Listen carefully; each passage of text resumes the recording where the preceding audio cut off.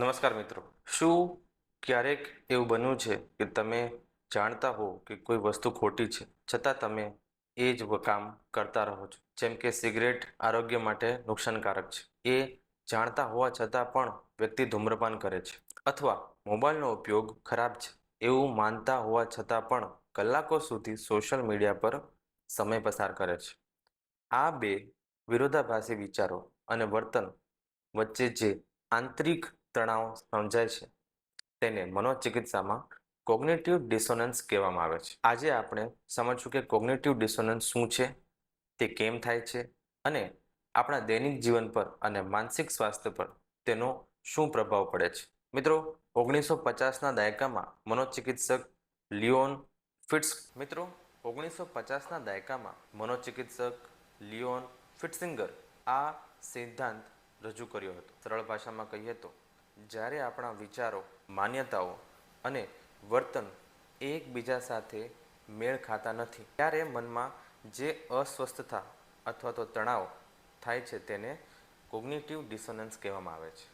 મનુષ્ય સ્વભાવથી જ આંતરિક સુસંગતતા ઈચ્છે છે. તેથી જ્યારે વિરોધાભાસ ઊભો થાય ત્યારે મન તેને ઘટાડવાનો પ્રયાસ કરે છે. અમુક ઉદાહરણો વાળા જોઈએ. ધૂમ્રપાન કરનાર વ્યક્તિ વિચાર, સિગરેટથી કેન્સર થઈ શકે છે, જ્યારે એનું વર્તન એ રોજ ધૂમ્રપાન કરે છે.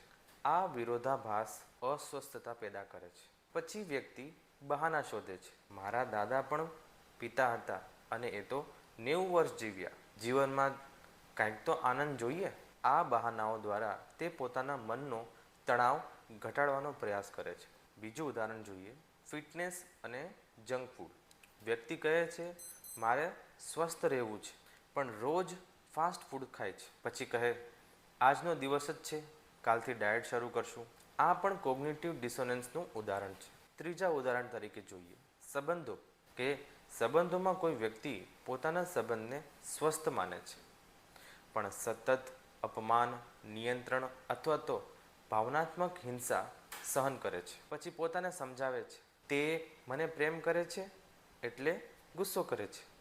આ રીતે તે આંતરિક વિરોધાભાસને ન્યાયસંગત બનાવે છે. સામાન્ય રીતે 3 રસ્તાઓ અપનાવવામાં આવે છે. વર્તન બદલવું એટલે કે સિગરેટ છોડવી, જંક ફૂડ ઘટાડવું, વાસ્તવિક અને સૌથી સ્વાસ્થ્ય રસ્તો. બીજું, માન્યતા બદલવી. સિગરેટ એટલી હાનિકારક નથી, આપણે વિચાર બદલી લઈએ. ત્રીજું, ઉદાહરણ, બહાનાઓ અને તર્ક શોધવા. હું માત્ર પાર્ટીમાં જ પીવું છું, બધા લોકો આવું જ કરે છે. આને રેશનલાઇઝેશન કહેવાય છે.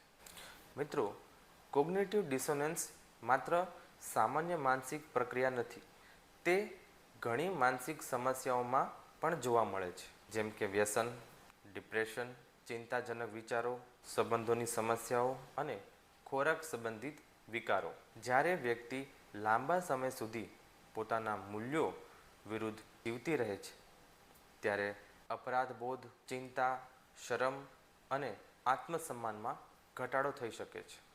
મનોચિકિત્સકો અને સાયકિયાટ્રિસ્ટ ઘણી વખત કોગ્નિટિવ ડિસોનન્સનો ઉપયોગ સકારાત્મક પરિવર્તન માટે પણ કરતા હોય છે. જ્યારે દર્દી પોતાના વિચારો અને વર્તન વચ્ચેનો વિરોધાભાસ ઓળખે છે ત્યારે તે પરિવર્તન માટે વધુ પ્રેરિત બને છે. અને આ ખાસ કરીને મોટિવેશનલ ઇન્ટરવ્યૂમાં, કોગ્નિટિવ બિહેવિયરલ થેરાપીમાં, એડિક્શન ટ્રીટમેન્ટની અંદર ઉપયોગમાં લેવામાં આવે છે અને ખૂબ ઉપયોગી સાબિત થાય છે.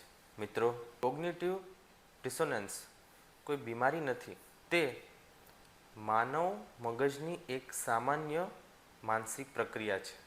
પરંતુ જ્યારે આપણે પોતાના વિચારો, મૂલ્યો અને પરિવર્તન વચ્ચેના વિરોધાભાસને ઓળખી લઈએ છીએ ત્યારે વ્યક્તિગત વિકાસ, વધુ સારી પસંદગીઓ અને માનસિક સ્વાસ્થ્ય તરફ આગળ વધી શકીએ છીએ. જો તમને આ વિડીયો ઉપયોગી લાગ્યો હોય તો પ્લીઝ લાઈક કરો, શેર કરો અને સબસ્ક્રાઈબ કરવાનું ભૂલશો નહીં. હું ડૉક્ટર ઋષિરાજ જોશી. ફરી મળીએ માનસિક આરોગ્ય અને સાયકિયાટ્રીના નવા વિષયો સાથે. તમારા વિચારોને સમજજો, કારણ કે મનને સમજવું એટલે જીવનને સમજવું છે. Thank you.